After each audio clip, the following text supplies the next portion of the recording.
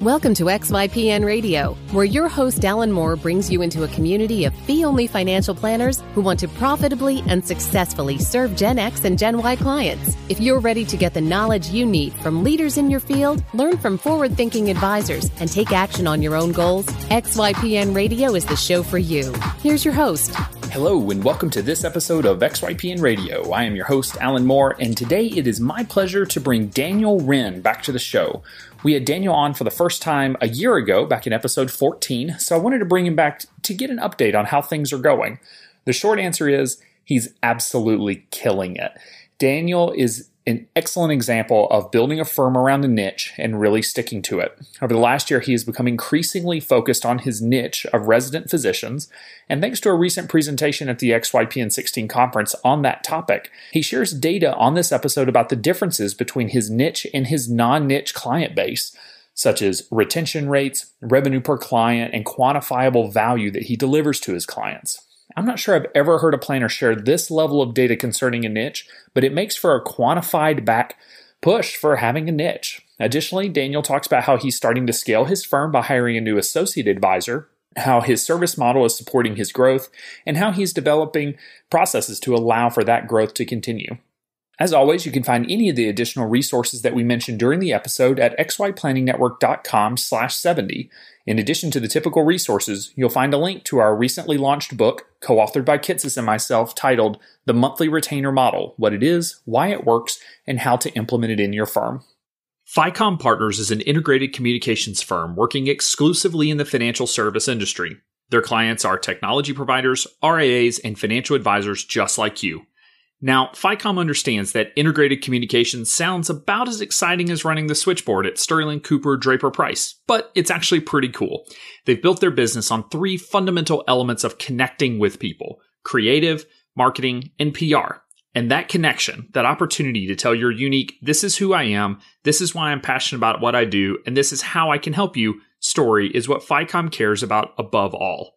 They achieve this by expertly blending the art of expression with the science of their proprietary processes. To learn more, visit ficompartners.com/XYPN radio. And remember, like the Demogorgon, FICOM has two M's.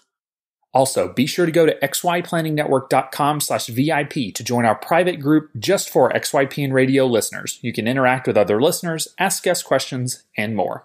All right, without further ado, here is my interview with Daniel Wrenne.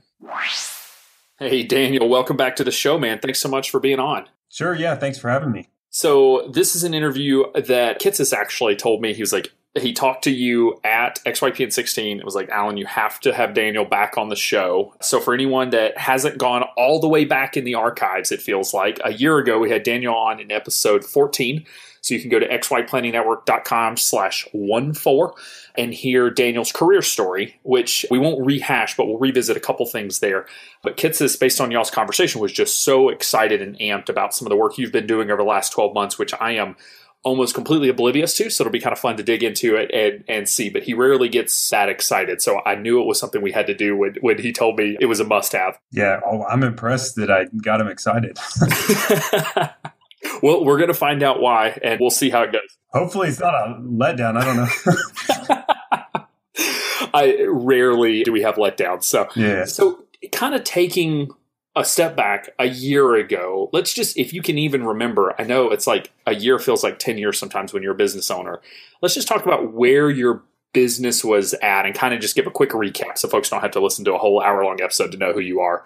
Just kind of, I guess, just quick recap and kind of where your business was 12 months ago when we did that recording. Yeah, so 12 months ago, I was still I was beyond the point of like, is this thing going to work?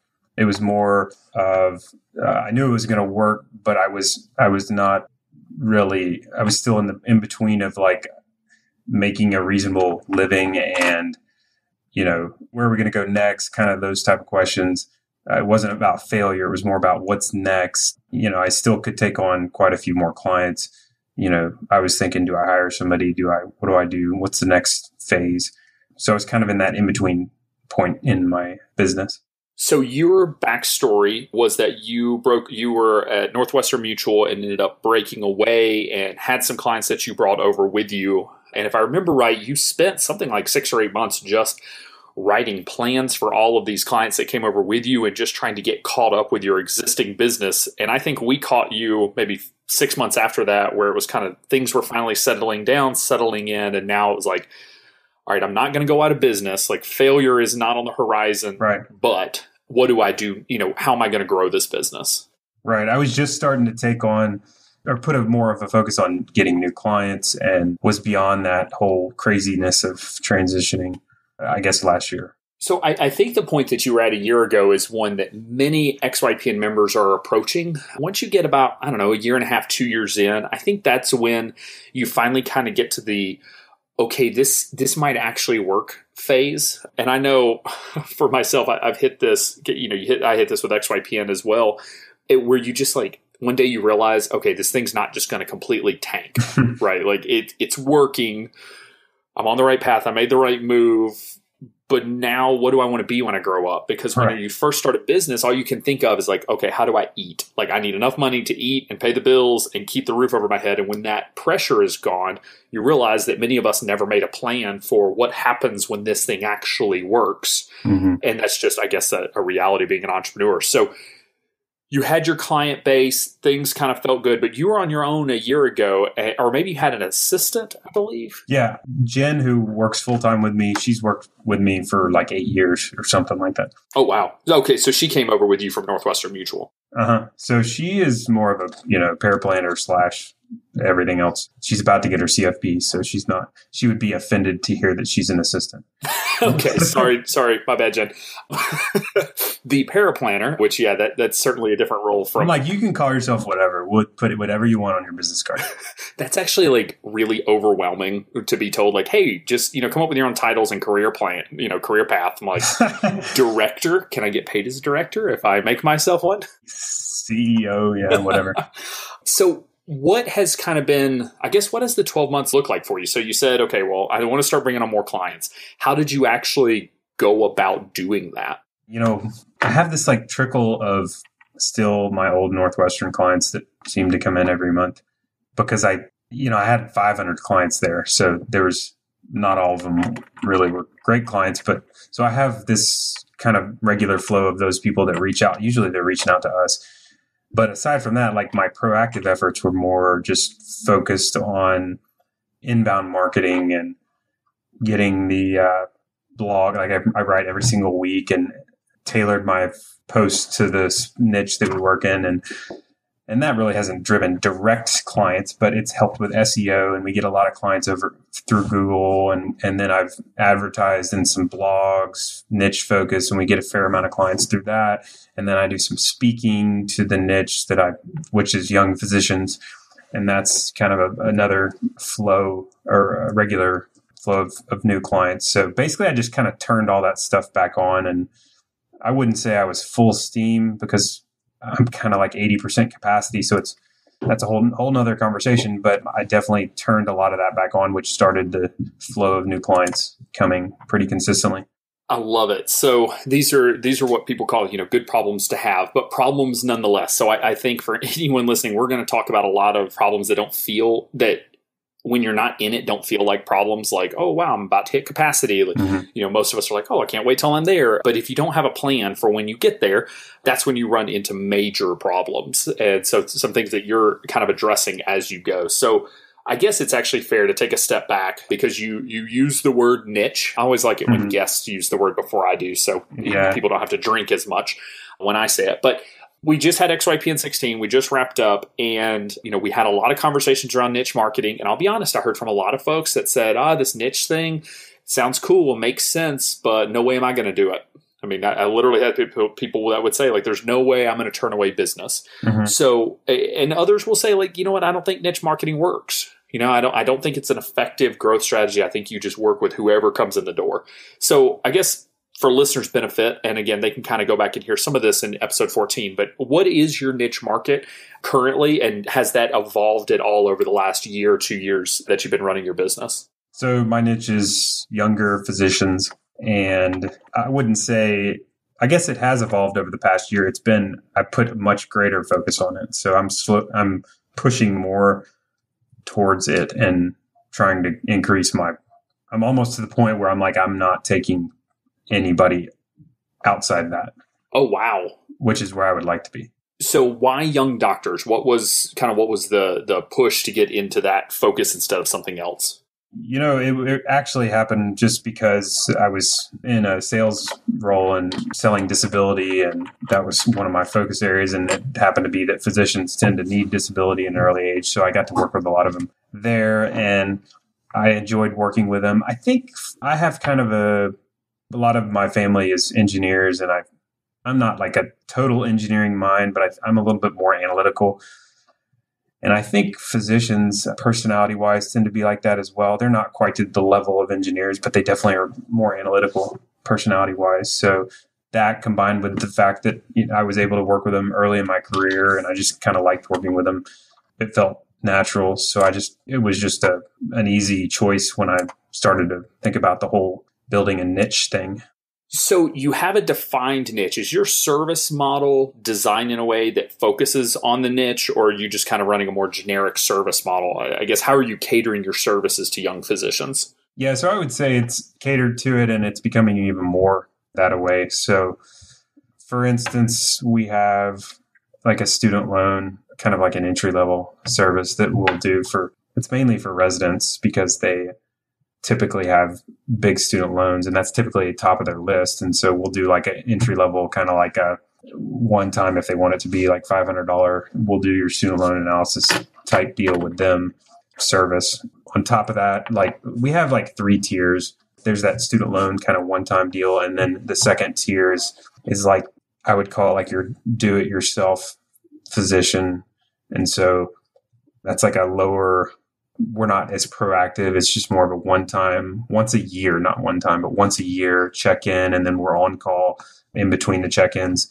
That's a lower cost service. And then we have like a higher tier, higher cost service where we're way more proactive and we do a lot more stuff for them. It's kind of like the concierge, like we're going to proactively knock out the checklist items that we recommend them to do. So it's like 3 tiers of service, and they're designed around the fact that like most physicians, it seems like early on in their career, or there's a segment of them, no matter what, that where they're at are do-it-yourselfers.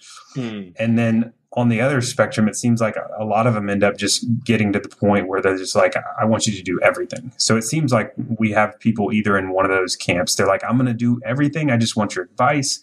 Or they're like, I want you to do everything.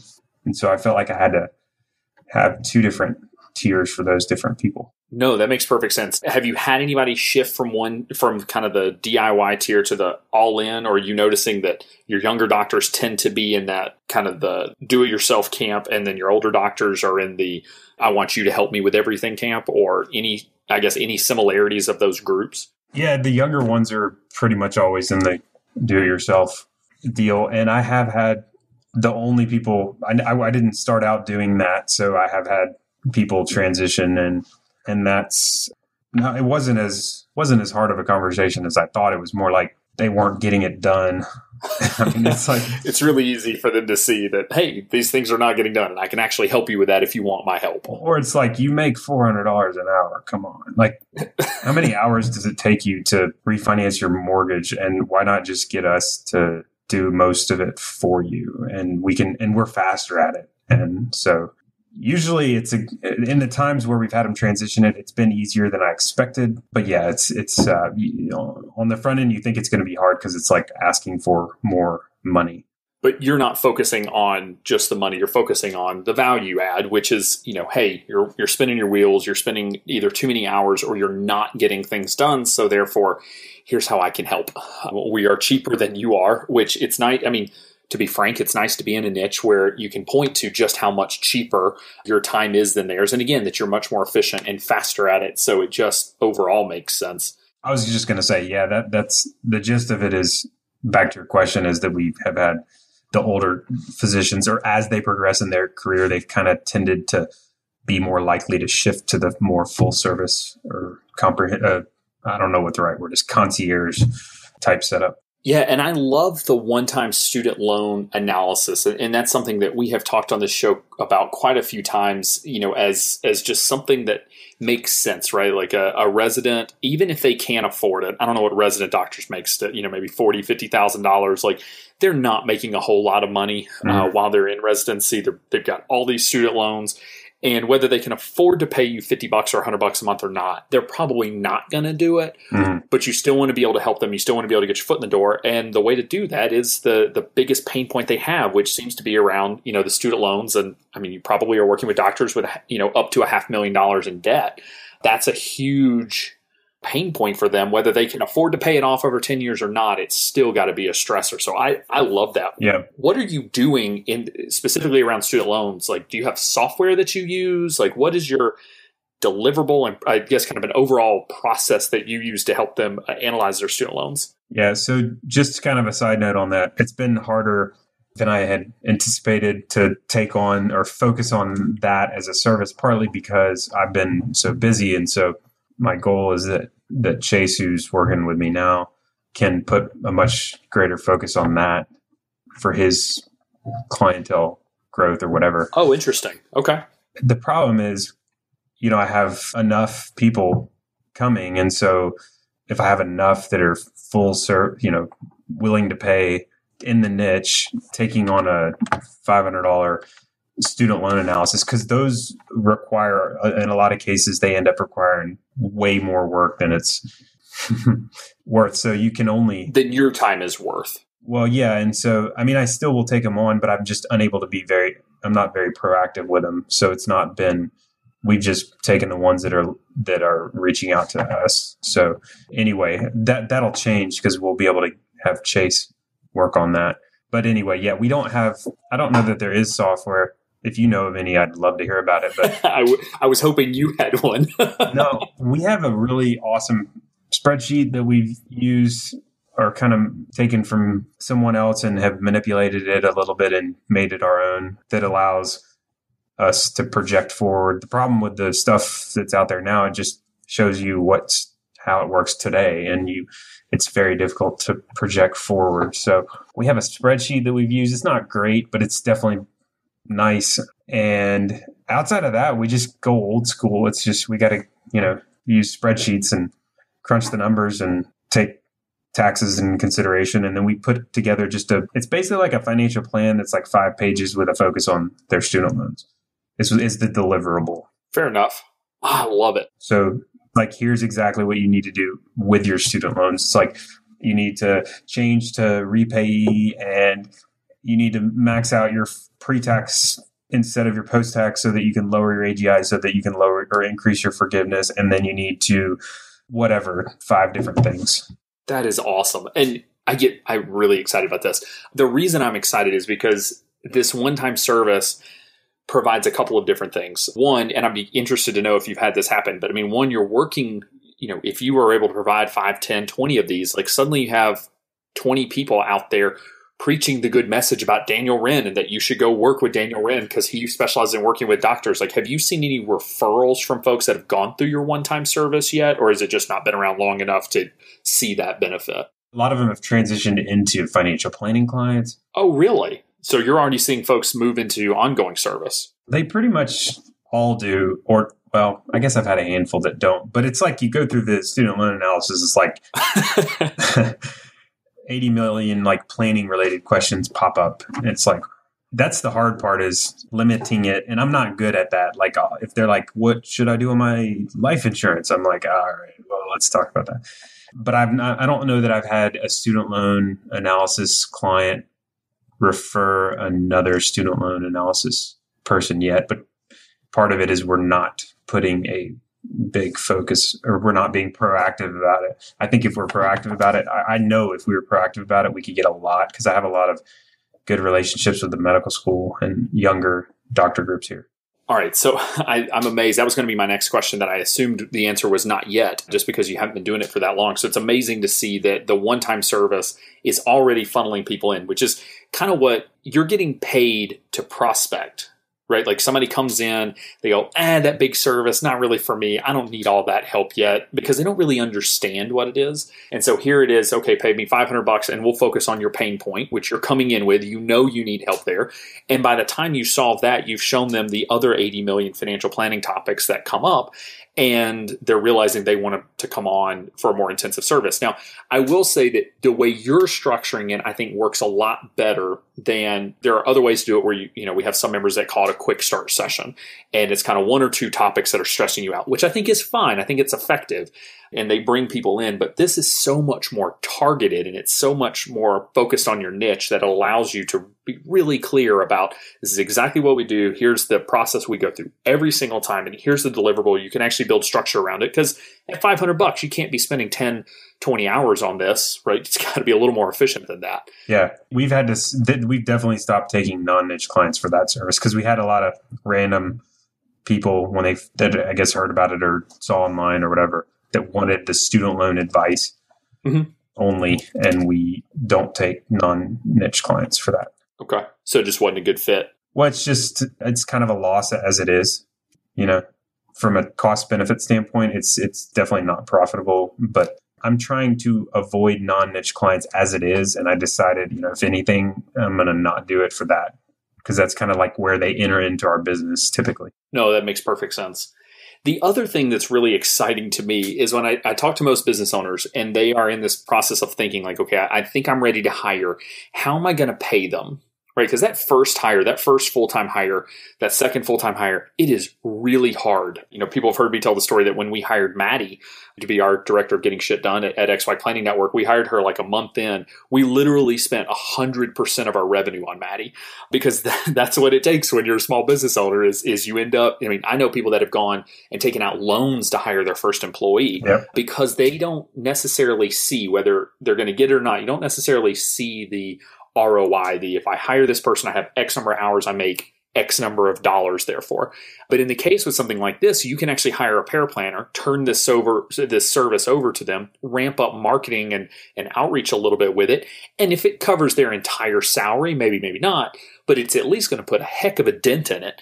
And while also giving them the opportunity to take the lead on client relationships, learn this process, really own it, and while also helping you with the more extensive clients that need more help from you as well as from the paraplanner. Yeah. It's definitely not easy. There's definitely lots of challenges that come with it, and it's probably not for most people, because your practice turns from just you and your clientele and into more of a business, and managing people and all that comes with its own set of headaches. Yeah, let's shift that direction. What made you decide to hire? You probably got to a point where you had the decision like, I can hire or I don't. Mm-hmm. And recently we had Joe Messinger, who focuses on college planning. So he kind of does the precursor to your work. Mm-hmm. And he said that, he's grappling with this decision around, do I actually want to hire, or do I just want to keep this small and keep it myself?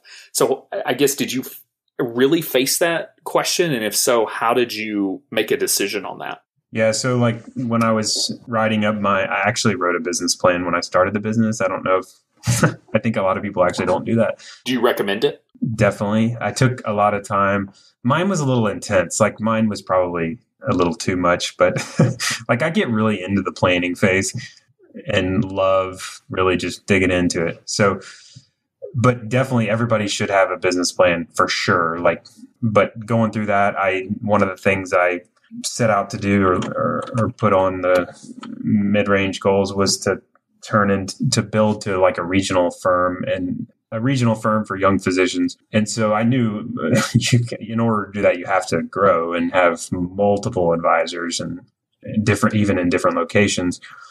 And so I knew that if I wanted to do that, that was inevitable. It was just a matter of when. And I'm not saying that is like guaranteed the path I'll take. Like I'm still so early into it that it could be that it's not the right path for what I'm going after. But at this point, I'm going off my original business plan, and that involves growing and having other advisors. So for me, it was actually not that challenging. I got to a point where I was profitable, not really profitable. Well, yeah, profitable. And I basically just took 100% of my profits to hire this Chase. And then now I'm back to where I'm not profitable. And I'm like, Jace, we got to get this thing back in got to get it ramping up. Yeah. So have you been, other than hiring Chase, which is an obvious one, have you been making other business decisions, do you think, because you plan to go and grow into a regional firm? Like, would you have ever rolled out this student loan service or any other things that you've done that you thought like, I'm only doing this because I want to grow. And if I didn't want to grow, I wouldn't bother with this? Pretty much everything, I would say. Like everything we do is based on that. So like the focus is on having documented processes, because the idea is that eventually you may not be doing it. I would not have done the student loan stuff because I'm already almost to capacity. So there's no reason. I would have probably gotten rid of clients. Like I would have been cutting back and trying to segment and have just, smaller clientele. So there's lots of different marketing. I would never spend money. I'm spending money on marketing. Like I would not spend money on marketing if I wanted to do that. I would say it's almost, I could figure it out, but my guess is like definitely like $4,000 or $5,000 a month of revenue is spent strictly on growth oriented stuff. That's a big number. I mean, that's $60K a year. Well, that's part of it's a salary, and then, the marketing dollars and stuff like that. So yeah, I'm putting a heavy focus. Whereas if I was not doing that, I would just basically pare back everything and make it to where my income was as high as possible. And I think the key point to that is that you made that decision very early on, and you've been able to revisit that vision, that goal, whenever you're making hiring decisions, marketing spend decisions, fee structure and service model decisions. So the recommendation to pull out of that is probably, if you're early on, and even though it, doesn't feel like you need to be making this call, you need to kind of know where you're going, right? You need to have your own financial plan for your business. And that's the business plan to say, I'm growing this thing to a one-man shop. I want to be a one-man shop with one assistant or one associate, or I want this to be a regional business, because the technology you choose, the way you market, the way you structure your fees, probably every single piece of your business, just like you're saying, will come back to that decision. So it's important to know that early on, recognizing you may adjust, right? You may get your first employee and go, heck no, I'm not doing this management thing. But it's important to kind of have that laid out, at least from the beginning. Yeah, definitely. At minimum, the next phase, like you have to decide whether you're going to go to that or not, So how has it been growing? I mean, for a lot of listeners, they may have never had an employee. So what is it like getting that first employee? Not only the cost, but just having them there. I've had 1 or 2 employees for 7 or 8 years now. So I've been really pretty used to that. But I guess it's been going from 1 to 2 has been a big deal. And it's hard for me to remember back to the first hire because that was a lot different. But at this phase, it's having 3 people is, and Jen and I had worked together for so long that we had a very fine-tuned way of working together to where it was pretty effortless. But having a third person now that's, and communication becomes a bigger issue, and having everybody on the same page, and that's been a challenge. And I had to create systems and stuff like that just specifically for that, and learning how to manage, I guess. I mean, I don't know if my management philosophy is kind of just stay on the same page and communicate and have a goal and whatnot. So I'm sure I could improve on my management skills and whatnot. The main thing has been the communication. It's challenging to keep everybody on the same page when you're 3 instead of 2. Yeah, and you have everybody in office. With XYPN, we have all of our team is virtual, but with both things here, you can't have a one-on-one conversation and expect the other person to know about it. And we run into this internally where we're sending emails back and forth with Maddie, and suddenly Stacy's like, "Hey, what? Y'all just made a bunch of decisions and forgot to tell me." I'm like, dang it! All right, we gotta move this into Slack, or that's our method. But for you, it's like you can't just have a meeting with Jen and expect everyone else in the office to know what was decided. You actually either have to bring them in and coordinate schedules, or you have to disseminate that information in some way on a regular basis. Like, the things you don't think about until they're in the office and you realize like, oh, we just made a big decision and like adjusted something and didn't tell everybody. Yeah. We use Asana. Have you ever heard of Asana? Oh yeah. Yeah. And that is helpful for workflow and processes and keeping everybody on the same page. So Asana is kind of a task management system, but it's more, I'm trying to remember every project management or task management system has like a management theory behind it. Like some are agile and others are, like Trello. Anyway, I don't know anything about management theory, but Asana, I've tried it. It didn't work for me, but it just didn't work the way my brain worked. Uh-huh. But there's enough different kinds. You can find the one that works for you, whether it's Trello or Asana or Confluence is what tech developers use. So there's a lot of different options out there, but I don't know I've ever heard of a planner using Asana. So I may have to check that out again. Yeah. I just wasn't able to find a CRM because I guess a lot of people just use their CRM for workflows and task management. Yeah. Unfortunately, none of the CRMs are particularly skilled, I guess, at workflows and task management. And the only ones that you can really get that out of is something like Salesforce, which is $100 per user per month. So very few of us really want to spend that money. And Asana is a heck of a lot cheaper than that. And it's like you got to go to training courses and for months and months of your life and learn it, apparently. Yeah, if you're thinking about using Salesforce, don't. It is infinitely customizable, which means it is very expensive. So I'm sorry, Salesforce. They've got a great product, but as a small firm, unless you're a programmer, don't make that leap. Asana was like turn it on and go. So I like that. Nice. Quite honestly, have you had trouble delegating tasks to Chase? Like, has that been a struggle, or has that just been a huge relief to have him on board? I would say I've gotten used to it with Jen. There's probably things I still am not delegating that I should at times, but part of that is more by habit. Like I'm pretty comfortable with the idea of delegating. When I first hired Jen 8 years ago, I was not. That was very hard because I was my classic micromanager, and I was for probably the first 3 years we worked together. But I've slowly gotten better at it. I think you can always improve on that. That's just something that's hard. And I don't know anybody that's perfect at that. But very true. But yeah, I've been delegating the stuff that I'm not. And a lot of times it's just by habit. I don't even think about it. The big thing we've done recently is I've reassigned, I don't know if that's the right word, but he's managing a certain chunk of the clientele that we already have. So he's kind of taken over as lead planner. Yeah, I don't know if that's the right. He's not an advisor yet. So he's definitely not an advisor for the regulators listening. He's not really doing it anyway. It's just more of like he's in charge of making sure everything gets done for those 30 clients. And then when he's licensed, he'll be the advisor for those 30 clients. So how have you been, I guess, what is your process to build processes? Because this is something too that I have never been very good at. And that, when you get that first hire, you realize I never actually documented a lot of things I should have been documented. So whether it was with Jen or now with Chase, what is your process for building out processes and then training on them so that they're actually effective and efficient and not just, busy work and a waste of time? Yeah, I'm not a pro. I'm not an expert, but I can share how we've done it. It's just, I always try to start big picture, as big as a picture as I can possibly start with, and look at where we at and where are we going, why are we going there, and then look at the people that are involved. And really, it ultimately gets to a point where you have a list of everything that's got to get done and as it stands today. And the list is 1,000 things long, but you can break it down into big picture categories. So there's 30 categories of things we got to get done between Jen and I.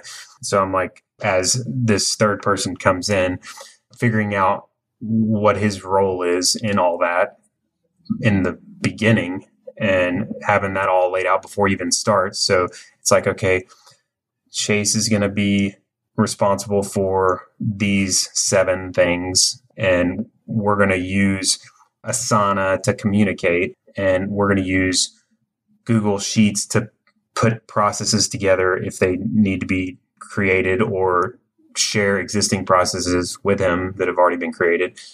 And Jen's going to be who he goes to for these issues that come up. And then here's how for all the other issues, he's going to come to me. And it's just walking through that whole process of how it's going to work beforehand, I think, is the key for us. And having a system for addressing or for managing it going forward has been key, because I used to not have, Asana has been helpful because we now have a good system for communicating. It used to just be kind of we need to have meetings or something. Right. And take notes and put them somewhere. And it's like, well, it doesn't really work very well. So having a good system helps. Building processes is tough. And again, these are understated problems that once you get in the middle of, they're a challenge. I know I am just horrible at following processes. I actually can build them out. Usually I just track myself doing something. Yes. Me following them, though, no.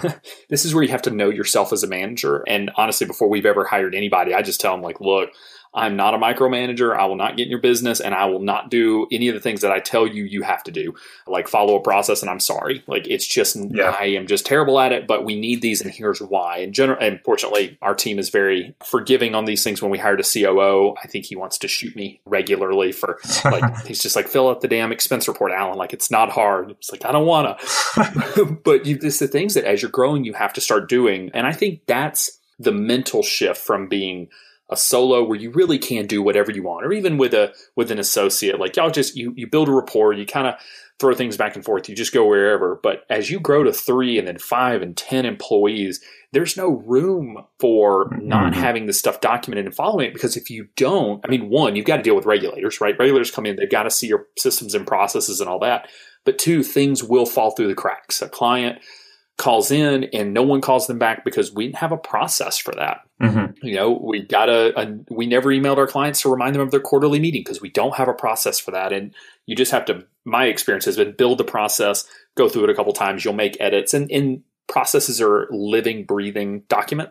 You know, documentation, they're ever evolving, but you have to have something in place. Yeah. And like changing is okay. And being like, that's one thing I try not to get ever mad. It's like stuff gets screwed up, and it's an opportunity to find an area where there was either the process. Usually it's because there was no process, or it's my fault. I'm like, right. There was nobody really assigned to be doing it, or I was assuming it was somebody that was supposed to be doing it. And so I try to take responsibility and not get agitated, which is the natural tendency. Yeah, I mean, when you build a process, you build it for that 90%, you know, of everyone's going to go through this process, but you always have the edge cases where, you know, oh, someone filled out the application to join, but they never pay the application fee. Okay, we need to follow up with them. But before we had a process, no one ever followed up because one, we never even thought about it. And 2, it's like, well, whose responsibility is it? Okay, let's build a process. Let's define who it is. Here are the emails you send, that sort of thing.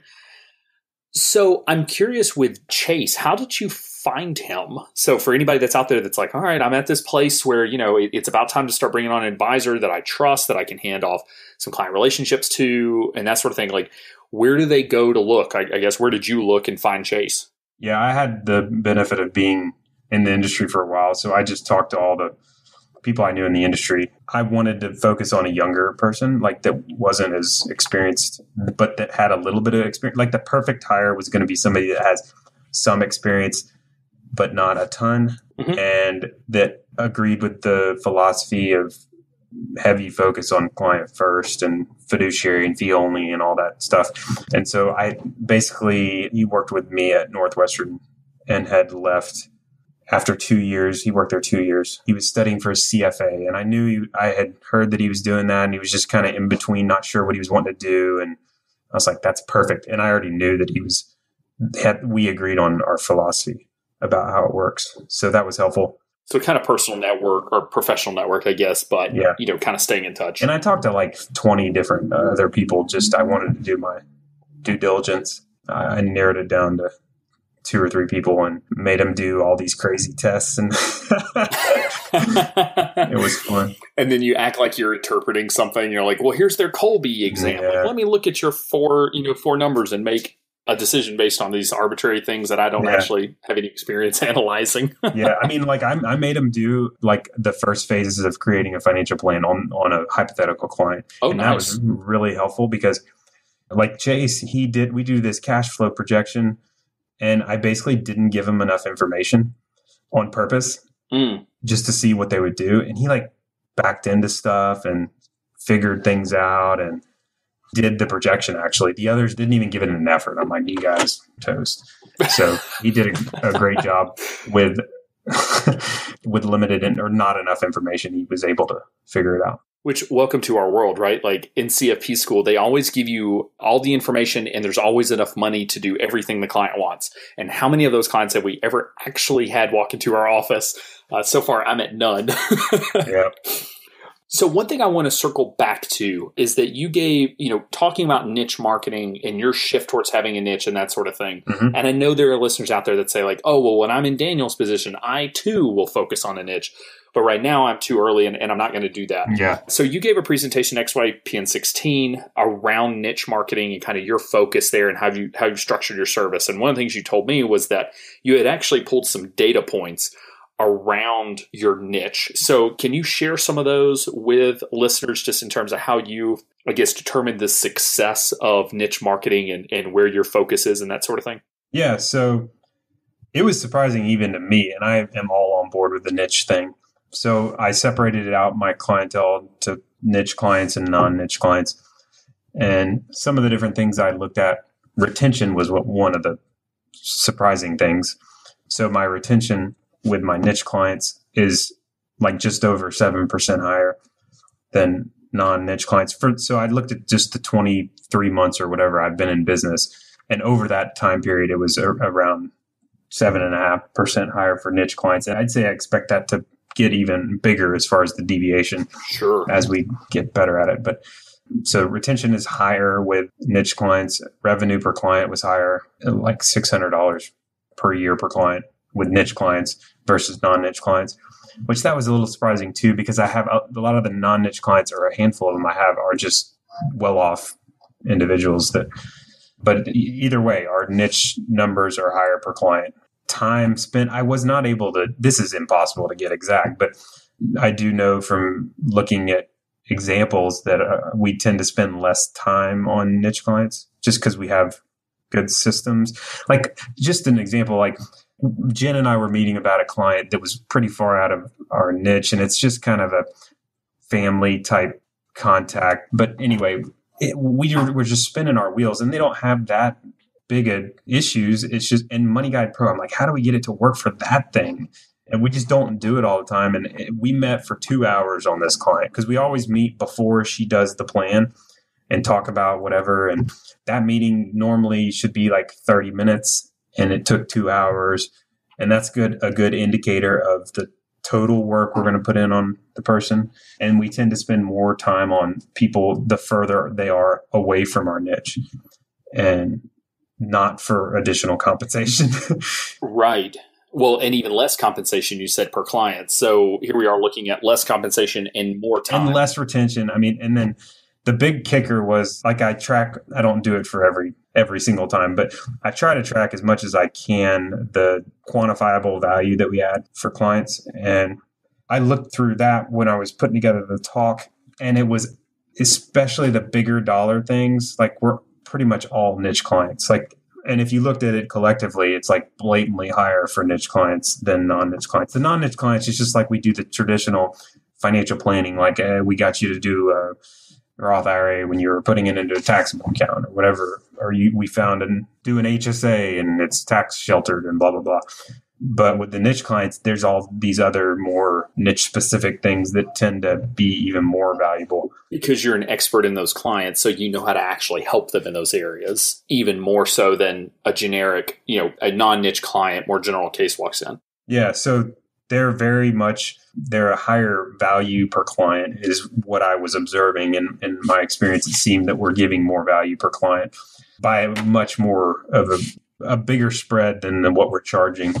So per dollar, it seems like our niche clients are getting a lot more for what they're paying us. Okay, so you make more money per niche client. Yep. You have higher retention. Mm-hmm. You spend less or fewer hours with them, so it takes less of your number one resource, which is time. Yep. And you're actually providing higher quantifiable value, which then you can use to help sell prospective clients on coming to you, because here you have more definitive quantifiable value of, hey, this is exactly how we help young doctors. These are the things we do. And it's okay in your marketing say, on average, we've saved our clients $12,000 a year on their disability insurance policies or whatever. Like, you better have the data to back it up. Regulators will ask you, but you can say things like that. Or here's a case study of a client that we worked with, that's very similar to you. And these are all the things we did for them and all the quantifiable value. They paid us $5,000 and we saved them $40,000. Like, talk about being able to sell that to them. Yeah. And that doesn't even get into the leverage with marketing. I mean, that in itself has some marketing leverage, but very true. There's a ton of leverage from a marketing standpoint. And then it's just, I mean, at the end of the day, I saw all that. I'm like, oh, this is ridiculous. Like, why would you come on? And the other thing I realized is I'm like, it's really a lot better for them. Like, and then I thought, okay, well, what about these non-niche clients? Am I the best guy for them? Like, is there somebody else that might be better? Because if like somebody else has what I have, right, with their niche, and then one of my non-niche clients is in their niche, like, is it bad of me to not, like, is it in their best interest to work with me and not them? Like, so I think those were the things that I started to think as I realized that and was putting it together, which I thought, I mean, and thinking back, like, it would have been nice to see that sort of data earlier on. And I think that would have given me more confidence because I was focusing on a niche early on in my career relatively. So, but it wasn't, I wouldn't say I was all in on it. Yeah, I mean, we rarely have data points on things like this. So it'll be interesting. We're hoping at some point to do a benchmarking survey of XY Planning Network members just so that we have really clear data. And I will be very interested to see basically, do you have a niche and how focused are you on that niche? Because just saying you work with a niche doesn't mean you're necessarily focused. It's probably on a spectrum. Yeah. And it's kind of interesting that like you've been focused on this niche while also working with other non-niche clients, and you came out to speak on the topic of niche. And it sounds like just pulling the data around niche marketing has shown you why you need to continue going down that path. Yeah, I'm like, man, I need to be even more focused on it. And so what would you think is a high percentage of clientele for a niche practice? Like, do you think somebody that's greater than 50% is like a niche advisor as far as their clientele? Yeah, I mean, the highest I've ever heard is 80%, short of like, there are a few very rare cases where 100%, but they're not exactly planning firms. So for an actual financial planner, 80% is the highest I've ever heard. Yeah. I would say, truth be told, yeah, I think anything over 50% is very rare in our industry. You do get higher, but for the vast majority, I mean, you're in the top 1% of, if you want to rank yourself as a high niche client, like 50% or more, you're probably top 1% would be my guess. Yeah, that's what I would guess too. And so we're at 61% and like trying to go to 65%. I mean, it's harder. Like it becomes challenging to get higher than that because you get like your family and the people you hate to say no to. Yeah. But definitely it was an eye-opening experience. Very cool. Yeah. I mean, and that's a testament to the reason we pound the table so hard. And it's just niche success in your niche breeds more success. And the more focused you get on it, I just think the easier it is to continue growing. And again, like your number one resource right now is time, and knowing that, if two amazing speaking opportunities come across your desk and next Tuesday morning you have the opportunity to go, present to a group of residents, or you have the opportunity to go speak to some recently divorced women that have, $1 million from their divorce. You now know who to go talk to. It becomes really clear. Yes, that's a great example. It's because it would be tempting to go for the millionaire clients. Oh, of course. And no one will ever turn down a millionaire client. Like, that's what I'm always told about niche marketing. And trust me, I know it's tough. To turn down money is hard, but whenever you have the data to go back to, which says, hey, if I take on this client, and it looks nice and sexy to make $5,000 extra, but again, it's less than I make in my niche. I'm going to spend more time doing it. I'm going to be less effective, less value to the client. Yeah. It's okay. Maybe, and they're a higher chance of leaving me anyway. So the long-term value is much lower. It's not worth it. Like at the end of the day, there's not as much capacity per advisor. And at the end of the day, it's not as valuable for the client. It's just an obvious decision for me, at least. Fair enough. So one question I have for you is, do you have a study group? I'm curious, like if you participate in a study group or mastermind group of any kind. Yes, I'm with, Justin Rush, Justin, and Jake Keebler and some of those ACPers. Well, there you go. That a bunch of people we've had on the podcast. Yeah. Anybody else from your group I need to have on? Justin's been on the podcast. Yeah, Justin's been on. Jake's been on twice. So Ben Hakama, do you know Ben? I have not had Ben on. I do know him, though. Yeah. And Grant Moore. Oh, I know Grant. Yeah. Well, everybody in my study group would probably be good to have on. Heck yeah. All right. Well, we have like 2 or 3 study groups that we're slowly moving through all the members of. So yeah, we can put yours on the list. So I'm curious, I guess, all of the people in your study group are crushing it right now. So, and for different reasons, like Justin, expressed that his goal is to be kind of a solo shop and really grow a practice that allows him to be solo. And when we had him on the show, he was saying he was kind of done taking clients. Jake Keebler just finished buying his firm, or will in January, as of the last podcast. So I guess any words of wisdom to folks that are thinking like, should I be in a mastermind group or should I not? Any thoughts there on if it has been of value to you? Yeah, I think it's great. Mine's kind of the category, I guess, where we have fairly different practices, or at least like mine and Justin's and Jake's are totally different. So I feel like that has its own that brings benefits in itself. It's also nice to have, I would say, a study group or a group of people that are very similar in their focus. And I actually kind of have an informal group, like with XY Planning people, that we focus on physicians that we talk regularly. So that has its own set of benefits. But yeah, it's great to connect with people that are having similar battles and share your war stories and really just off the cuff stuff that comes up. It's just nice to have people that you can reach out to for help. And they're going through a lot of the same stuff you are. I mean, even if it's down to just like building processes and, trying to figure that stuff out and learning how to manage people and all of those sorts of things, like those things are tough, and it's nice to have that group. Like Jake has multiple people that Jake would be who I would go to for management or anything related to managing people, because I know he has multiple people that he's in charge of or whatever has to manage. Yeah, it's nice to have like core similarities, but also everyone's going to bring a different strength to the table. Yeah. With that being a for instance. Yeah. And Justin, I'm like, I don't understand how you I'm sure he brings some perspective for me because, at times it's harder to balance work and family and life the more you go the direction I'm going. Yeah, it's a good point. Whereas he's doing a great job at that. So I envy that aspect. So where are you going from here? You just hired Chase, you've got Jen, you've got this thing, it's growing, it's working, it's starting to move the direction that you envisioned. Like, What did the next 12 months have in store for you? Yeah, so goal-wise, I would like to get to where by the end of 2017, my goal is to get to 160 clients. That would involve around an average of 5 a month. And in order for that to happen, Chase has to develop how we're hoping that he does, to where he's taking on clients and managing his own clientele. Does 160 have it? Is there a reason for that number? I just felt like that was an attainable goal. Okay. So just kind of is that a revenue goal that you've split out based on number of clients essentially? No, it's mainly just, revenue is a secondary thing in my mind. That just comes. So it's mainly just as I want to grow really quickly. And I feel like that's as quick as I can grow without getting crazy, like taking on debt and all that. Yeah. And so and I feel like that's a reasonable target.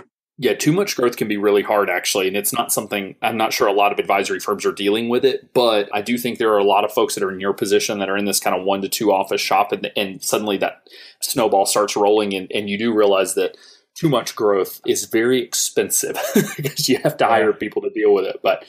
And then continuing to automate growth. We have a lot of automated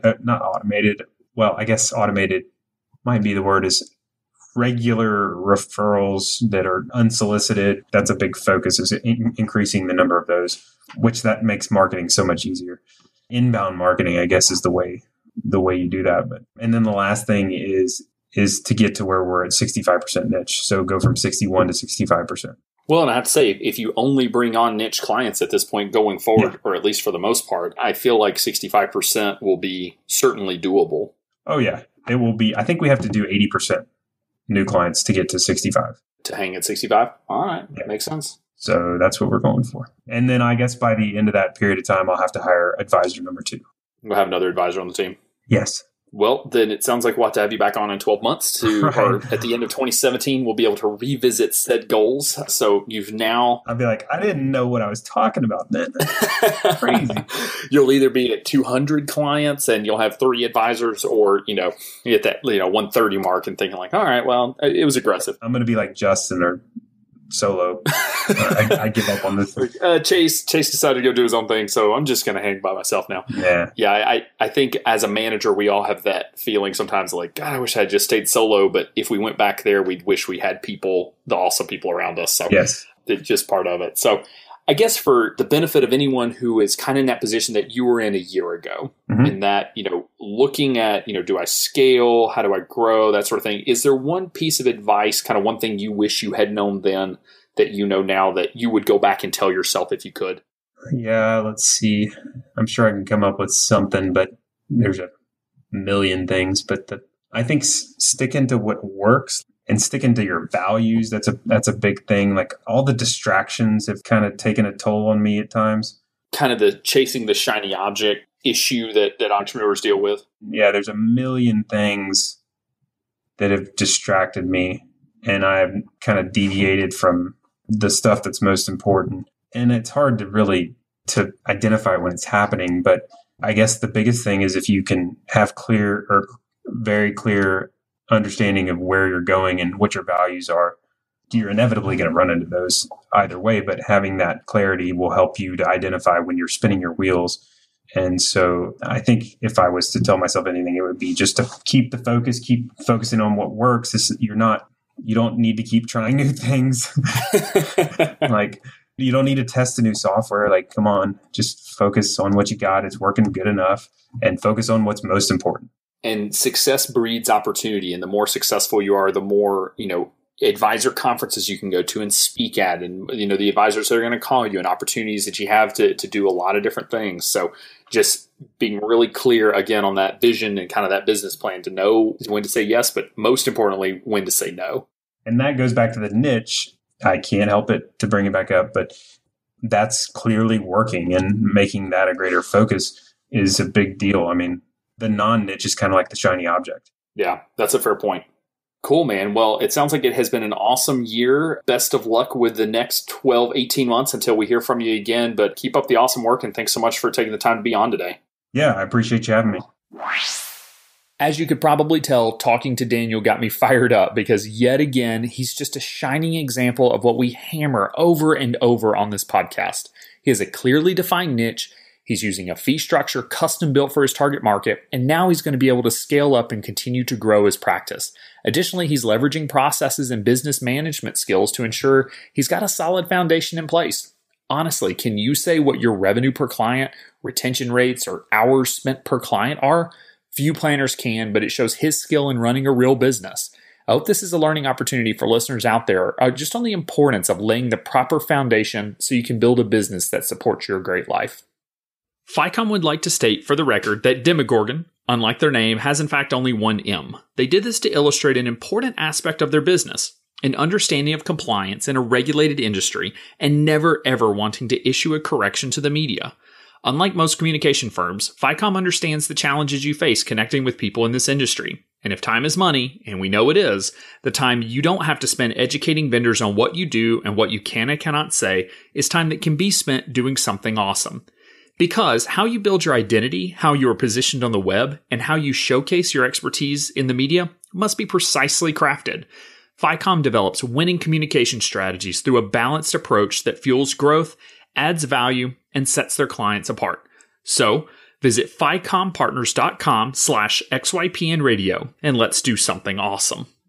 Be sure to join our VIP community at xyplanningnetwork.com/VIP to hang out with other XYPN radio listeners, ask questions for future mailbag episodes with myself and Kitsis, and to finally find a community of like-minded financial advisors. Thanks so much for joining me today. We'll see you next time.